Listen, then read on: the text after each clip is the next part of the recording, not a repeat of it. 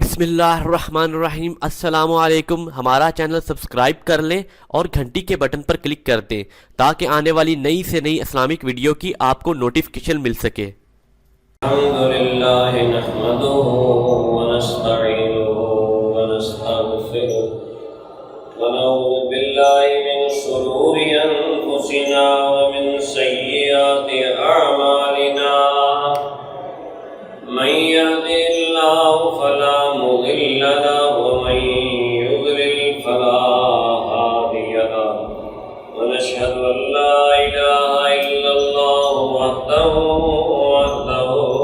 لا شريك له ونشهد أن محمدا عبده ورسوله اللهم صل على محمد وعلى آل محمد كما صليت على إبراهيم وعلى آل إبراهيم إنك حميد مجيد اللهم بارك على محمد وعلى آل محمد كما باركت على إبراهيم وعلى آل إبراهيم إنك حميد مجيد أما بعد فإن خير الحديث كتاب الله وخير الهدي هدي محمد صلى الله عليه وسلم وشر الأمور محدثاتها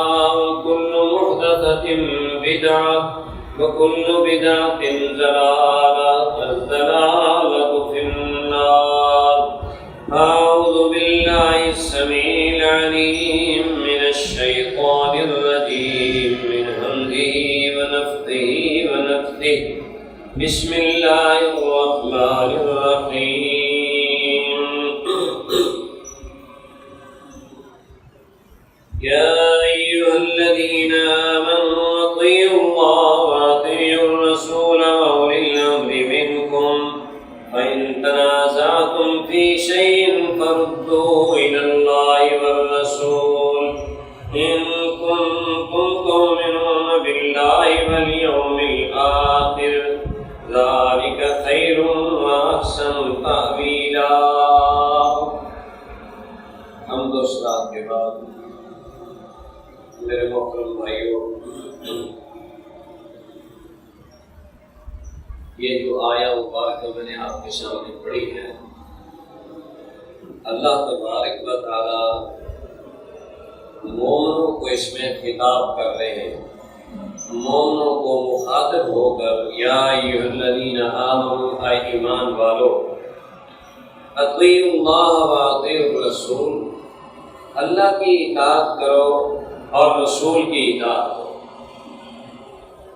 وَأُولِي الْأَمْرِ مِنْكُمْ، اور جو تمہارے امیر ہوں ان کی تم اطاعت کرو، فَإِن تَنَازَعْتُمْ فِي شَيْءٍ، اگر تمہارا اختلاف ہو جائے، آپس میں اختلاف ہو گیا یا امیر اور مامور کا اختلاف ہو گیا، فَرُدُّوهُ إِلَى اللَّهِ وَالرَّسُولِ، پھر اس تنازع کو اللہ اور اس کے رسول کی طرف لوٹاؤ۔ محدثین شارحین اس کا معنی یہ کرتے ہیں فَرُدُّوهُ إِلَى اللَّهِ وَالرَّسُولِ أي إِلَى الْقُرْآنِ وَالسُّنَّةِ، یعنی قرآن و سنت کی طرف وہ بات لوٹاؤ۔ إِن كُنتُمْ تُؤْمِنُونَ بِاللَّهِ وَالْيَوْمِ الْآخِرِ، اگر تم اللہ پر یقین رکھتے ہو اور آخرت کے دن پر تمہارا ایمان ہے تو پھر یوں ہی کرو گے تو ذَلِكَ خَيْرٌ وَأَحْسَنُ تَأْوِيلًا، یہ بہت بہتر بات ہے اور اس کا انجام بہت اچھا ہے۔ میرے محترم بھائیوں، انشاءاللہ الرحمن آج اس خطبہ جمعۃ المبارک کے اندر اطاعت رسول پر جو ہے وہ بات ہوگی۔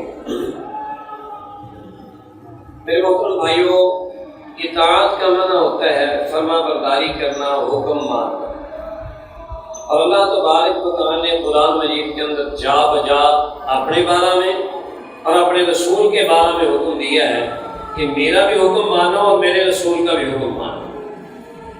بلکہ ایک مقام پہ تو یہ فرما دیا من یطع الرسول فقد اطاع اللہ، جس نے رسول کا حکم مانا، جس نے رسول کی بات مانی، فقط اطاع اللہ، حقیقت میں اس نے اللہ کی بات مانی۔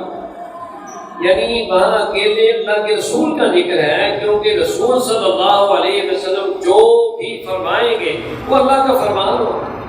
وہ قرآن کی شکل میں ہو سکتا ہے اور حدیث کی شکل میں ہو سکتا ہے، دونوں جو ہے وہ اللہ تبارک و تعالیٰ کے حکم ہیں۔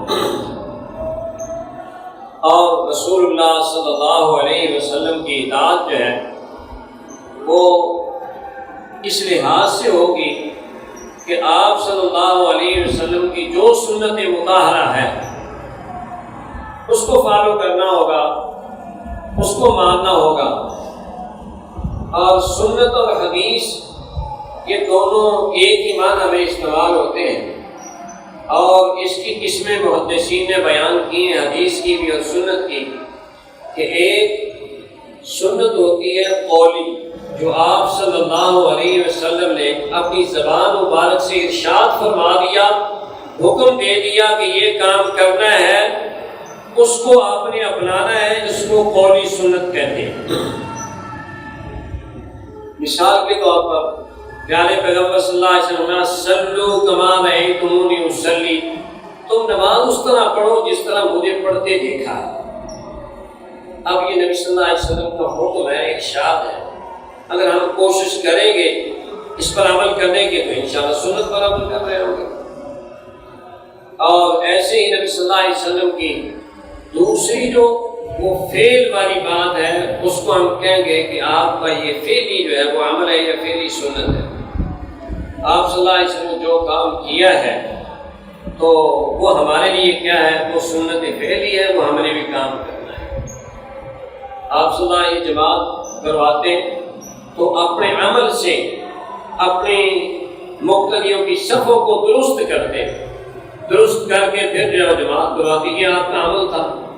اور ایسی نبی صلی اللہ علیہ وسلم خود اپنی مناسککم، مجھ سے حج کے طریقے سیکھ لو، یعنی جس طرح میں حج کر رہا ہوں اس طرح تم نے کرنا ہے، یہ فعلی آپ صلی اللہ علیہ وسلم کی سنت ہے۔ اور تیسری قسم ہے تقریری سنت کی۔ تقریری سنت یہ ہوتی ہے کہ پیارے پیغمبر صلی اللہ علیہ وسلم کے سامنے کسی صحابی نے کوئی عمل کیا اور آپ نے اس پر خاموشی اختیار کر لی، کہ آپ نے اس کو برقرار رکھا، اس کو کہتے ہیں تقریری سنت۔ یہ تینوں جو ہے یہ سنتیں ہمارے لیے ضروری ہیں، لازمی ہے ان پر عمل کرنا، ان میں کوئی فرق ہم نہیں کریں گے کہ آپ صلی اللہ علیہ وسلم کا فرمان آ گیا تو ہم کہیں گے نبی صلی اللہ علیہ وسلم، عمل تو ہے نہیں۔ اگر عمل آ گیا ہم کہیں نبی صلی اللہ علیہ وسلم حکم موجود نہیں ہے۔ اگر آپ صلی اللہ علیہ وسلم کے سامنے صحابی نے عمل کیا، آپ نے برقرار رکھا، آپ کہتے ہیں نہیں جی نبی صلی اللہ علیہ وسلم تو ثابت نہیں ہے۔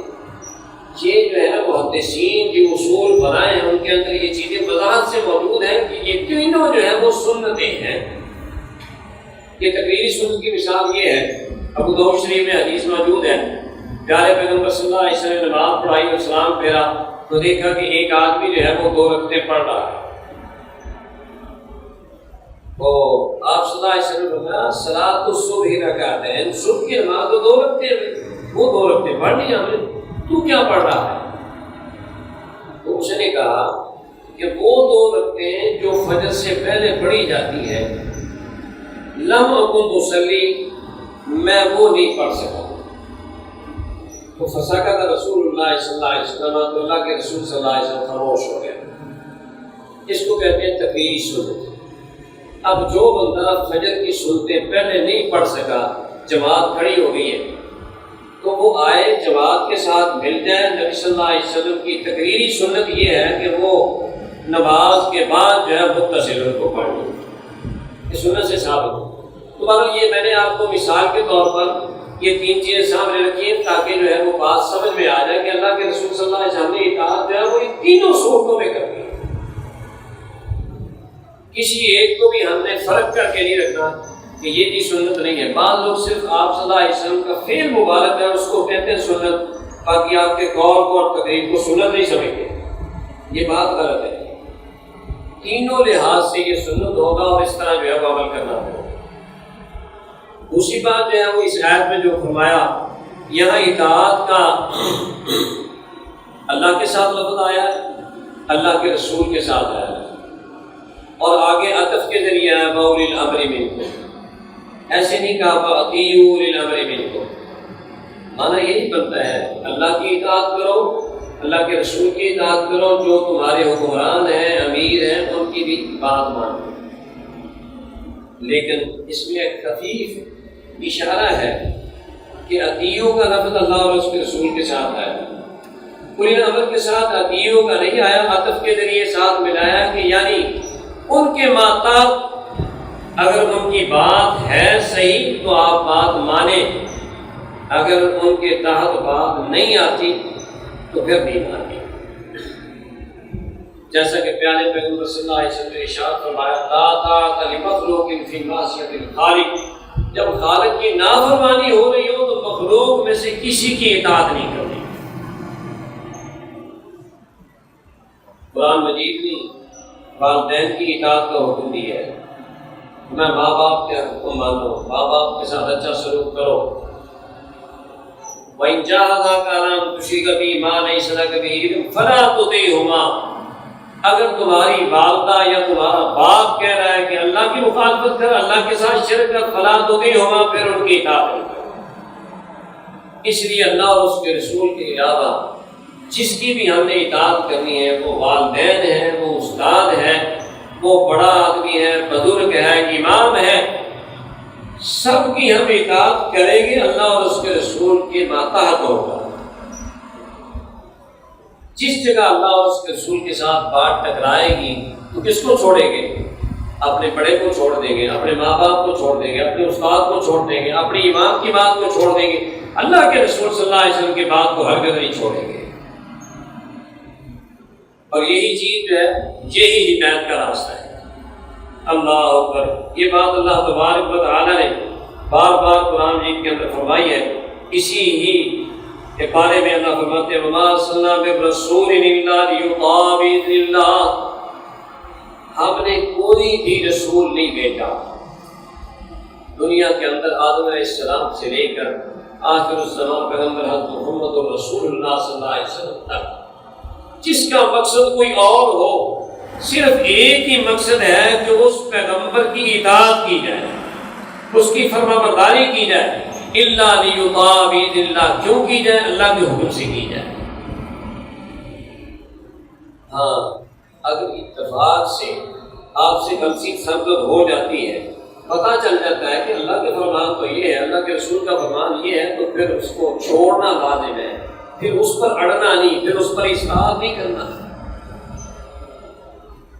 اس لیے جتنے بھی ائمہ کرام گزرے ہیں سب یہ تنبیہ کرتے گئے ہیں کہ دیکھنا اگر صحیح حدیث آ جائے ہماری بات کے خلاف تو ہماری بات پہ نہیں اڑے رہنا، بلکہ ہماری بات کو چھوڑ دینا ہے اور صحیح حدیث کو جو ہے وہ مان لینا ہے۔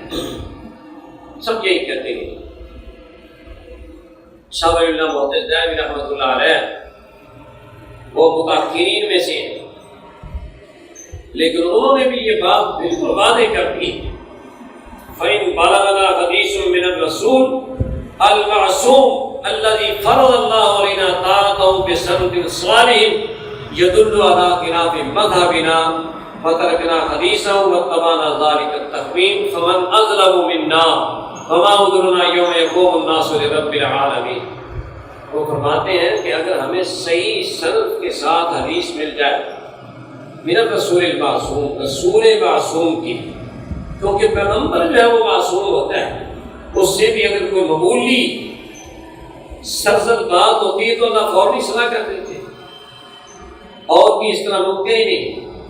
اللہ جی فرض اللہ علینا طاعتہ، جس کی اطاعت اللہ نے ہم پر فرض کی ہے،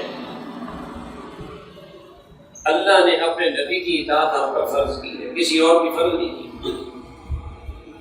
یدل علی خلاف مذہبنا، وہ بات، وہ حدیث رسول جو ہے، وہ سنت رسول ہمارے مسلک کے خلاف ہو جس پر ہم پہلے سے چل رہے ہیں،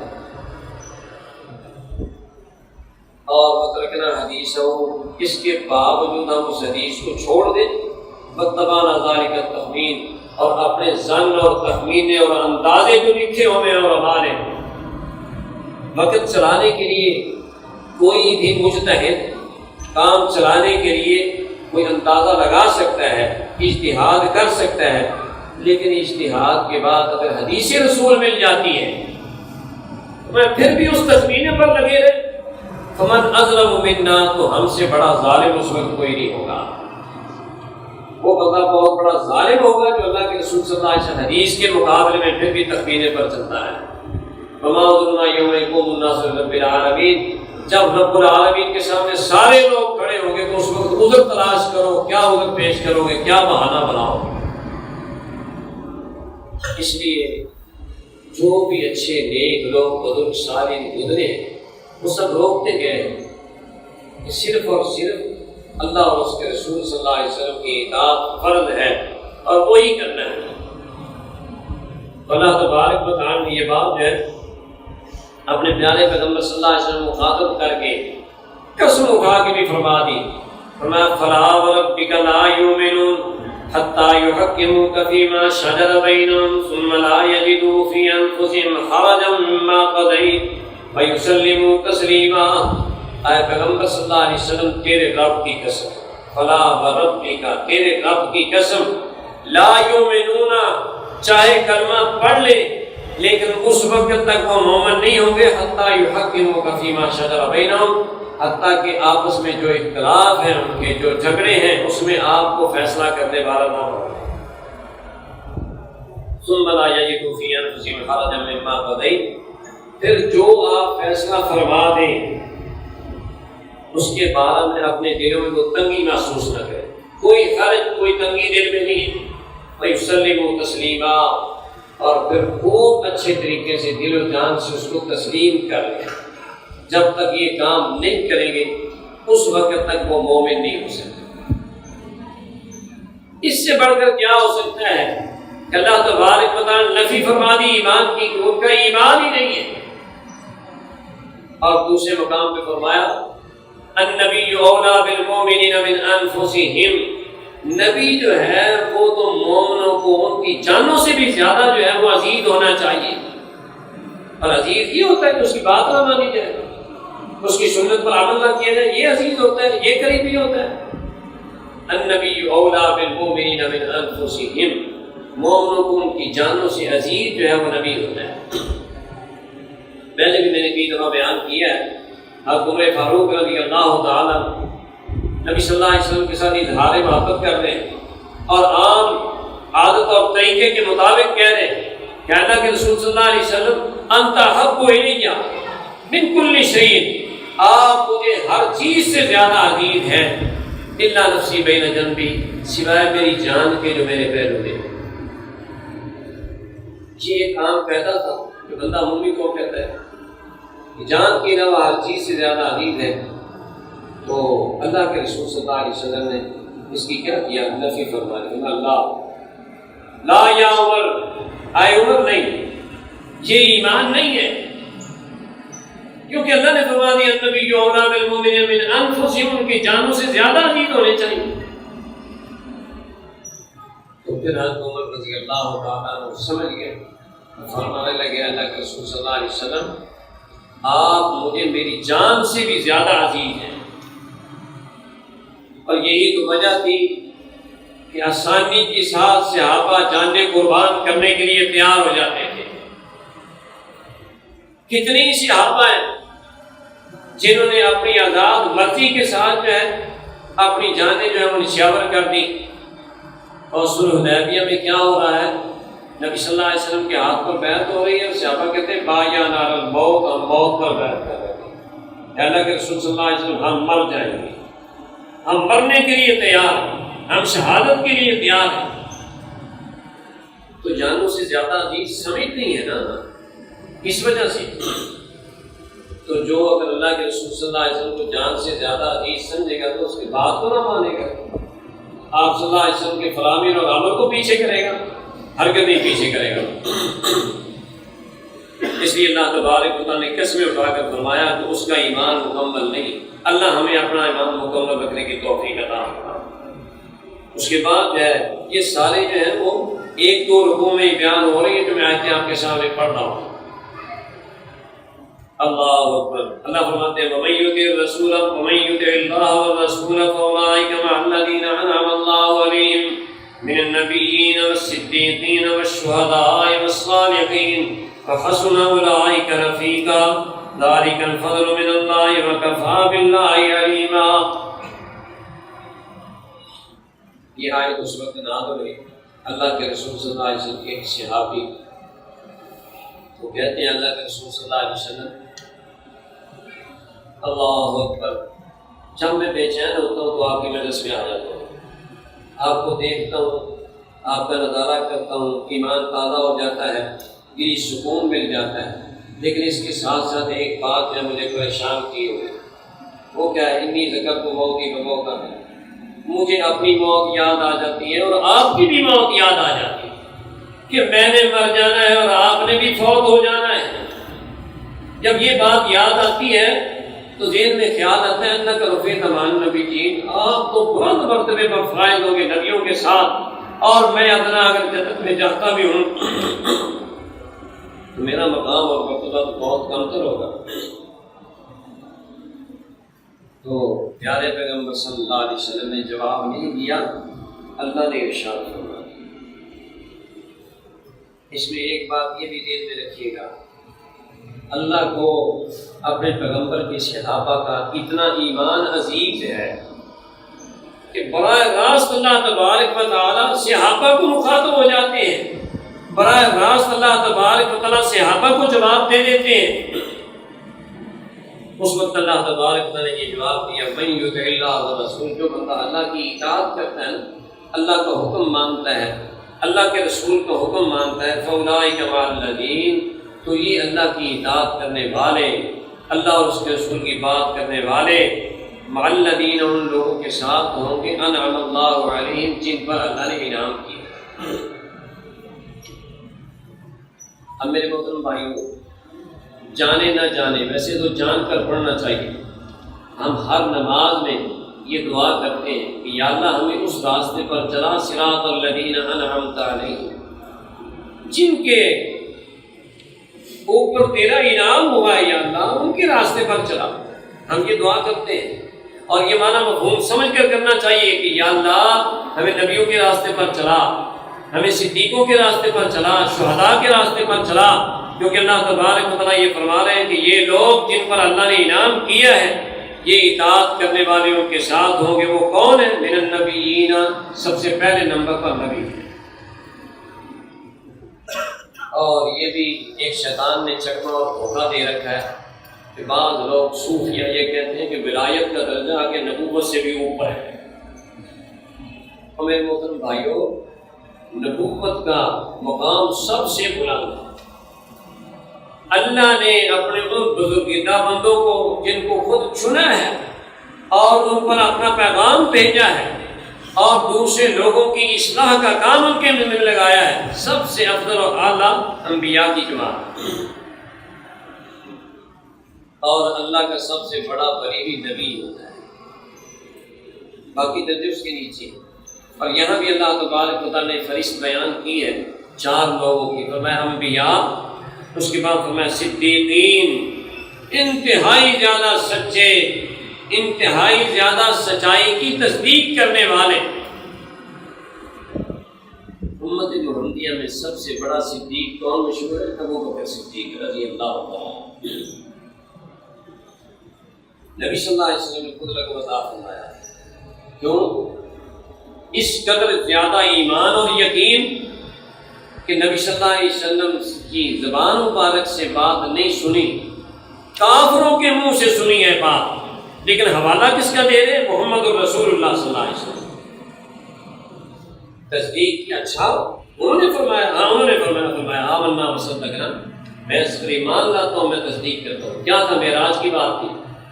نبی صلی اللہ علیہ وسلم نے معراج کی بات کی، مذاق اڑانے لگ گئے کافر، اور کافروں نے مذاق کے طور پر ہی ابوبکر صدیق رضی اللہ عنہ سے کہا کہ دیکھا آپ کے دوست نے، آپ کے یار نے ایک نئی بات کر دی. وہ کیا کہتے ہیں؟ رات کو رات میں یہ کر کے آ گیا. یہ ظاہر ہے ناممکن محسوس ہوتی ہے. ابوبکر صدیق نے سنی ہے تو فرمایا اگر پیغمبر صلی اللہ علیہ وسلم نے فرمائی ہے تو میرا اس پر یقین ہے۔ میں تو اس سے بڑی بات مانتا ہوں، ان پر صبح شام جو ہے وہ جبرائیل امین آتے ہیں، اگر اللہ نے ان کو بلا لیا یہ کون سی بڑی بات محسوس ہوتی ہے؟ اس لیے میرے محترم بھائیوں، بات چاہے کافر بھی کر رہا ہے، اگر تصدیق ہوگی کہ محمد رسول اللہ صلی اللہ علیہ وسلم کی بات ہے تو پھر ساتھ نہیں پھیرنا۔ یہ ہے صدیقین کا کام۔ اس لیے نبیوں کے بعد فرمایا صدیقین، صدیقوں کے ساتھ، والشہداء، اور شہداء جنہوں نے اپنی جانیں قربان کر دی ان کے ساتھ ہوں گے، والصالحین، اور نیک لوگوں کے ساتھ، وحسن اولئک رفیقا، اور یہ لوگ رفاقت کے لحاظ سے بہت ہی اچھے اور بہت عمدہ ہیں۔ اس کے بعد فرمایا ذالک الفضل من اللہ، یہ بھی اللہ کا بڑا فضل ہے۔ جو بندہ اللہ کی اطاعت کرتا ہے نا، اللہ کے رسول کی بات مانتا ہے کہ اللہ کے فضل سے یہ ہے۔ اللہ اکبر، اگر ہم اللہ اور اس کے رسول کی اطاعت کر لیں، فرما برداری کر لیں، کوئی کام ایسا کر لیں تو اس پر اللہ کا ہی شکر ادا کرنا چاہیے کہ اللہ تیرا شکر ہے تو میرے توفیق دی، اللہ تیرا یہ فضل ہے، کیونکہ اللہ ہی فرما رہے ہیں ذالک الفضل من اللہ، یہ اللہ کی طرف سے فضل ہے۔ اللہ اکبر، اور اس لیے اللہ سے فضل بھی مانگنا چاہیے، اللہ سے توفیق بھی مانگنی چاہیے۔ رب اعنی علی ذکرک و شکرک و حسن عبادتک، یا اللہ مجھے تو ہی توفیق دینے والا ہے، مجھے توفیق عطا فرما اپنے ذکر کرنے پر، شکر کرنے پر، اور اچھے طریقے سے عبادت کرنے پر۔ یہی اطاعت ہے۔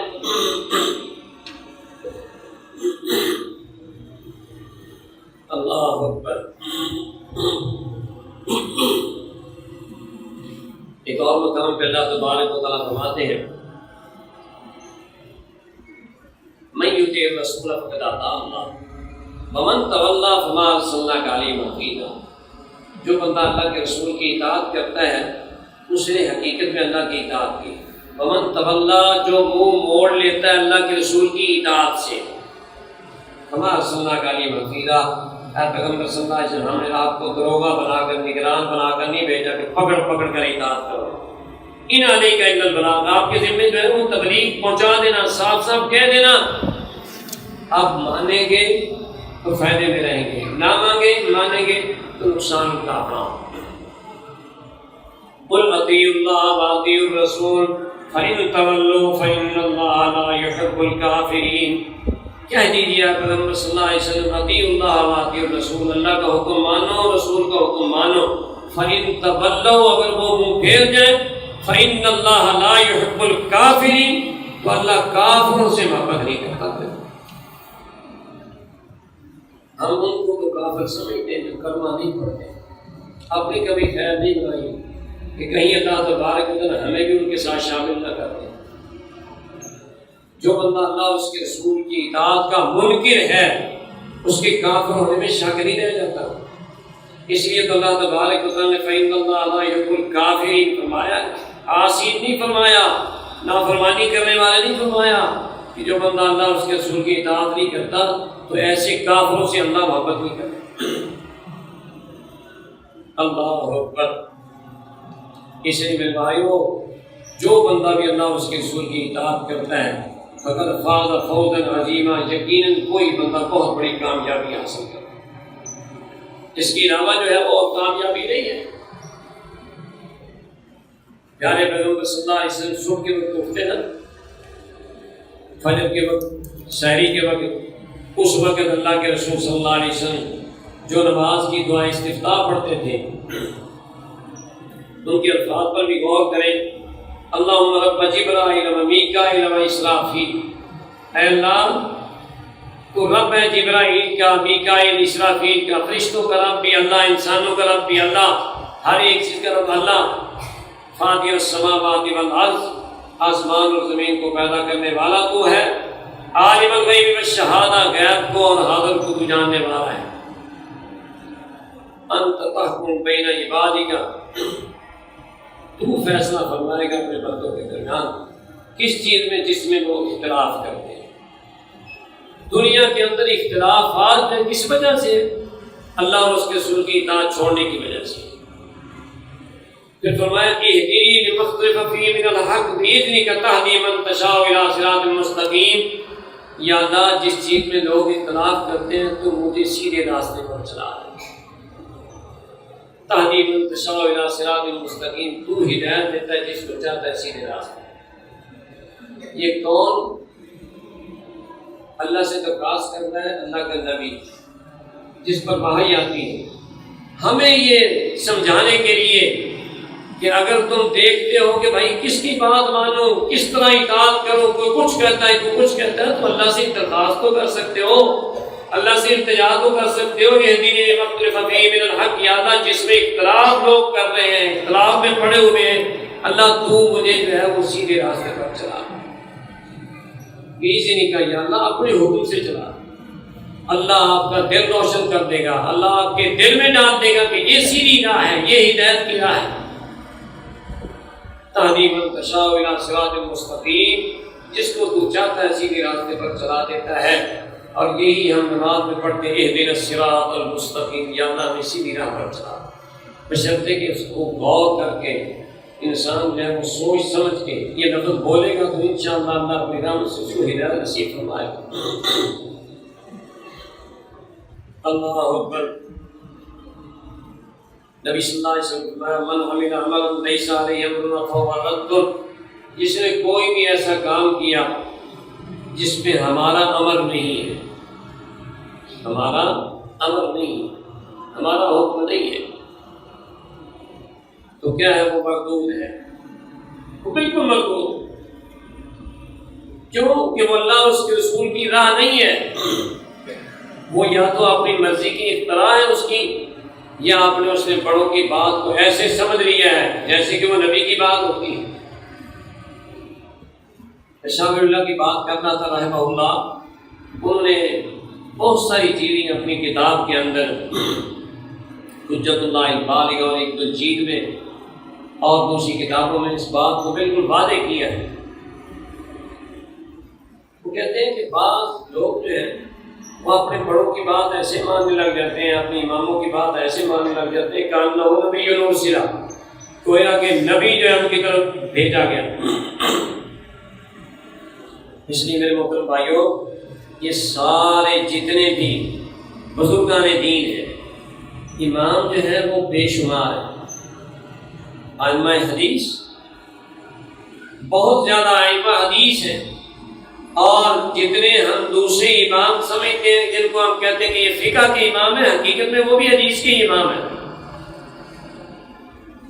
یہ سارے ائمہ کرام کا مدعا مقصد کیا تھا؟ اللہ اور اس کے رسول کی راستے پر لوگوں کو چلانا، لیکن کسی ایک پر اس طرح منجمد ہو جانا کہ صرف اس کی ہی بات ماننی ہے، دوسرے کی بات کے قریب بھی نہیں جانا، تو یہ تو اماموں کی منکر ہونے والی بات ہے۔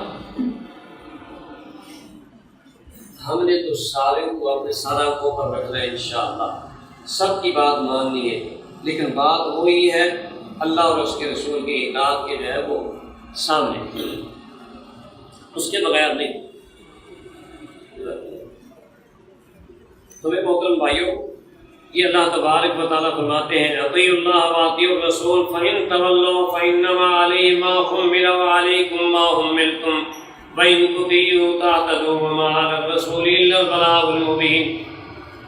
کہہ دو اے پیغمبر صلی اللہ علیہ وسلم، اطیعوا اللہ، اللہ کی اطاعت کرو، واطیعوا الرسول، اور رسول کی اطاعت کرو۔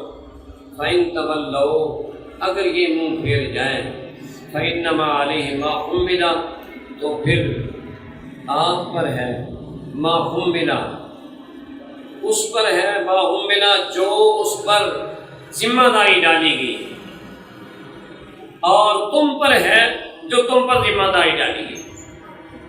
وَإِن تُطِيعُوا تَهْتَدُوا، اگر تم اس کی اطاعت کرو گے، یہاں بھی واحد کا صیغہ ہے، یعنی محمد الرسول اللہ صلی اللہ علیہ وسلم کی، تَهْتَدُوا، تو پھر ہدایت پاؤ۔ وَمَا عَلَى الرَّسُولِ إِلَّا الْبَلَاغُ الْمُبِينُ، ہمارے رسول کے ذمے تو صاف صاف جو ہے وہ پہنچا دیں۔ اور فرمایا والمؤمنون والمؤمنات بعضهم اولیاء بعض یامرون بالمعروف وینہون عن المنکر ویقیمون الصلاۃ ویؤتون الزکاۃ ویطیعون اللہ ورسولہ۔ والمؤمنون والمؤمنات، اور مومن مرد اور مومن عورتیں، بعضهم اولیاء بعض، یہ ایک دوسرے کے دوست ہیں۔ سمجھانے کا انداز بھی دوستانہ ہونا چاہیے، اگر کسی میں کوئی کمی کوتاہی ہے تو اس کو سمجھانے کا انداز بھی انتہائی زیادہ مصلحانہ ہونا چاہیے۔ فرمایا کیا کام کریں؟ نماز پڑھیں، زکوٰۃ ادا کریں، وَيُطِيعُونَ اللَّهَ وَرَسُولَهُ، اور اللہ کی اطاعت کریں اور رسول کی اطاعت کریں۔ یہی بہت بڑی کامیابی ہے۔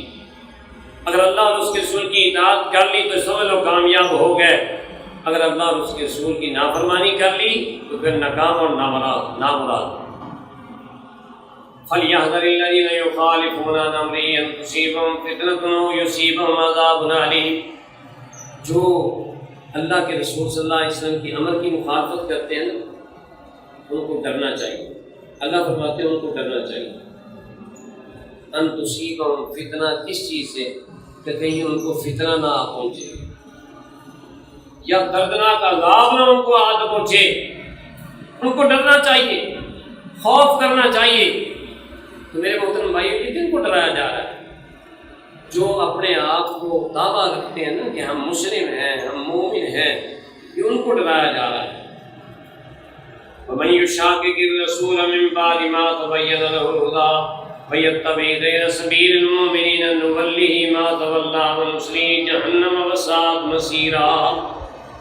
وَمَن يُشَاقِقِ الرَّسُولَ، جو رسول کی مخالفت کرتے ہیں، من بعد ما تبین له الہدیٰ، اس کے بعد کہ ہدایت اس کے سامنے ہے۔ ایک سائڈ پہ بتایا جا رہا ہے کہ اللہ کا یہ فرمان ہے، اللہ کے رسول کا یہ فرمان ہے، پھر بھی مخالفت کر رہا ہے۔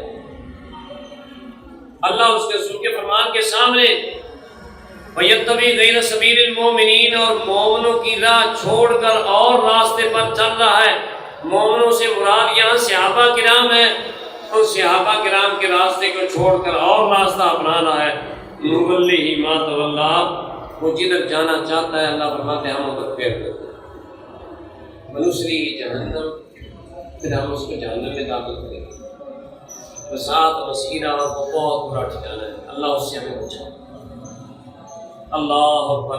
اور میرے محترم بھائیوں، بعض یہ سمجھتے ہیں کہ شاید ان آیتوں سے مراد جو ہے وہ کسی نان مسلم کی بات کو ماننا ہے، اور نہیں میرے محترم بھائیوں، اللہ اور اس کے رسول کے مقابلے میں کسی کی بات کو بھی اس طرح ماننا کہ بھائی یہ مانوں گا اور اللہ کے رسول صلی اللہ علیہ وسلم کی بات کو اہمیت نہیں دے رہا، وہ سب اس میں شامل ہیں۔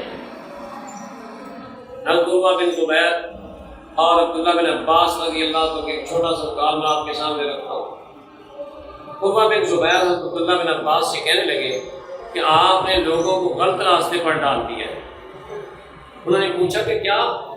کہنے لگے آپ نے کہا ہے عشرہ ذی الحجہ میں عمرہ بھی ہو جاتا ہے۔ عمرہ جو ہے تو اللہ تبارک و تعالیٰ نے قرآن مجید کے اندر فرمایا کہ ذی الحجہ میں حج کے ساتھ حج تمتع، حج قران آپ کر سکتے ہیں۔ کن کے لیے؟ جو باہر سے آنے والے مکہ والوں کو اجازت نہیں ہے۔ تو نبی صلی اللہ علیہ وسلم نے انگلیوں میں انگلیاں ڈال کر فرمایا کہ اللہ نے حج میں عمرہ اس طرح شامل کر دی ہے۔ مشرکین مکہ نہیں اس طرح کرتے تھے، وہ حج کرتے تھے اور عمرہ جو ہے وہ سفر کے مہینے کے بعد کرتے تھے۔ تو اللہ تبارک و تعالیٰ نے یہ فائدہ ہم جیسے دور دراز کے لوگوں کے لیے دے دیا۔ تو عبداللہ بن عباس یہی فتویٰ دیتے تھے۔ تو عروہ بن زبیر نے جب یہ بات کہی تو انہوں نے فرمایا کہ اپنی والدہ سے پوچھ لو جا کر، کیونکہ صحابیات بڑی عالمہ تھی، یعنی حضرت اسماء سے جو ابوبکر رضی اللہ عنہ کی بیٹی تھی، اپنی والدہ سے پوچھ لو کہ یہ حج کے ساتھ عمرہ جو اللہ تبارک و تعالیٰ نے دبا رکھا ہے۔ انہوں نے اس کے مقابلے میں یہ کہا کہ نہیں جی، ابوبکر صدیق اور عمر فاروق جو ہے وہ تو نہیں قائل اس کے۔ تو عبداللہ بن عباس سخت ناراض ہوئے اور انہوں نے جو لفظ بولے تھے وہ یہ ہے، یوشک ان تمطر علیکم حجارۃ من السماء اقول لکم قال رسول اللہ صلی اللہ علیہ وسلم وتقولون قال ابو بکر و عمر۔ اور قریب ہے کہ اللہ تبارک و تعالیٰ تم پر پتھر برسا دے۔ صحابی رسول کو صحابی رسول کہہ رہا ہے۔